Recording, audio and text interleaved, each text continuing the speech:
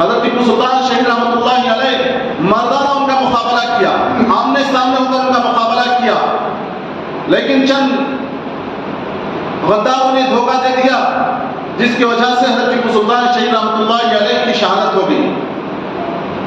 लेकिन कभी भी आपने उनके सामने सर नहीं झुकाया, सरेंडर नहीं किया अपने आप को, उनका मुकाबला करते रहे कि हम तुम जैसे जालिमों को यहां मुसल्लत नहीं होने देंगे। लेकिन आखिर लड़ते लड़ते हज़रत टीपू सुल्तान शहीद रहमतुल्लाहि अलैह अपने रब से जा मिले। उस वक्त अंग्रेज जो गासिब अंग्रेज था, मैं तो उन्हीं फातेह नहीं कह सकता, वो तो गासिबान आए थे। गासिब अंग्रेज जो था, हार लॉर्ड्स जिसका नाम है, वो खुशी और मुसरत में कहने लगा आज से हिंदुस्तान हमारा है, आज से हिंदुस्तान हमारा है। 1799 में कहने लगा कि आज से हिंदुस्तान हमारा है। जैसे टीपू सुल्तान शहीद रहमतुल्लाहि अलैह की शहादत हुई, उस वक्त उसको हिम्मत आई अंग्रेज को कि अब कहने लगा कि अब हमारा हिंदुस्तान हुआ है। अब वो फातिहाना तौर पर, फातिहाना नहीं बल्कि गासिबाना तौर पर दिल्ली पर 1803 ईस्वी में दाखिल हुए। 1803 में दिल्ली में दाखिल हुए अपनी हुकूमत बिठाने के लिए। उस वक्त दिल्ली की हुकूमत मुगलिया सल्तनत भी कमजोर पड़ गई थी। जब तक औरंगजेब आलमगीर रहमतुल्लाहि अलैह थे, अंग्रेज को हिम्मत नहीं होती थी दिल्ली पर कब्जा करने की। जैसे औरंगजेब आलमगीर रहमतुल्लाहि अलैह की शहादत हुई तो मुगलिया सल्तनत कमजोर पड़ गई, जिसकी वजह से अंग्रेज गासिब कब्जा कर लिया।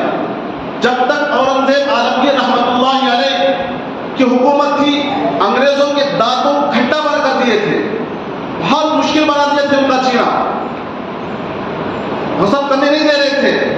इसलिए किसी ना किसी तरीके से अंग्रेज ऐसा ही क्या करते थे, जो उनके कट्टर दुश्मन ही, कट्टर उनकी मुखालफत कर रहे, ऐसे लोगों को निशाना बनाकर हम हिंदुस्तानियों में से बहुत से लोगों को खरीद कर, मुनाफिकीन को खरीद कर उनके क्या है दरबार में छोड़ दिया करते थे, उनके महल में छोड़ दिया करते थे। और वो मुनाफिकीन सारी की सारी बातें अंग्रेजों को जाकर सुनाया करते थे। जिस तरह से आज अमेरिका क्या कर रहा है, सऊदी में घुसकर बादशाहों के बीच में रहकर सारे न्यूज लेकर आज अमेरिका को पहुंचा रहा है, इसराइल को पहुंचा रहा है। आज जाकर देखो सऊदी में भी जिसके बादशाहों के जो रईठाने सब के सब यहूदी गासिब हैं, अच्छी से अच्छी अरबी बोलने वाले, अच्छी से अच्छी बात करने वाले, कुरान हदीस बोलने वाले गासिब यहूदिया आज उन्हीं के गए मुसलमान बादशाहों के बीच में जाकर क्या है उनके रईठान बनकर बैठे हुए। लेकिन हम मुसलमानों को कब समझ में आता है मालूम नहीं, कब अल्लाह ताला अपने सलीम कब देता है मालूम नहीं, लेकिन अभी भी वो नहीं समझते। इतने वाक़यात हो रहे फिर भी नहीं समझते।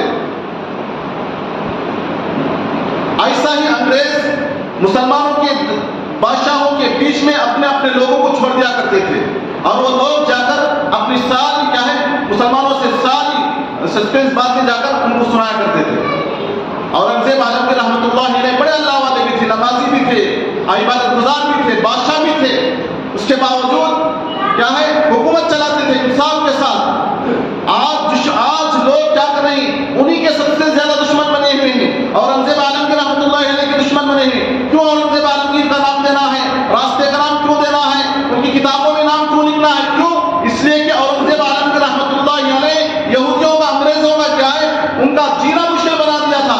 इसलिए वो दुश्मनी की वजह से हमारे ही लोगों को हिंदुस्तानियों में घुसा कर क्या है छोड़कर उनके दुश्मन उनके खिलाफ दुश्मनी भड़का रहे हैं, उनके खिलाफ बातें बोल रहे हैं। हम नहीं मानेंगे, औरंगजेब इस तरह से किया, बेहुकूमत भी कर रहे हैं। ये उन्हीं के लोग हैं, अंग्रेजों के चापलूसी करने वाले लोग हैं ये लोग, जो किताबों से नाम निकाल रहे हैं, जो स्कूलों में सबक पढ़ाया जाता है और उसमें से नाम तारीख को मिटा रहे हैं। पहले किताबों में क्या 30 साल पहले किताबों में सब मुसलमान बादशाहों के नाम आया करते थे, इनकी हिस्ट्री आया करती थी।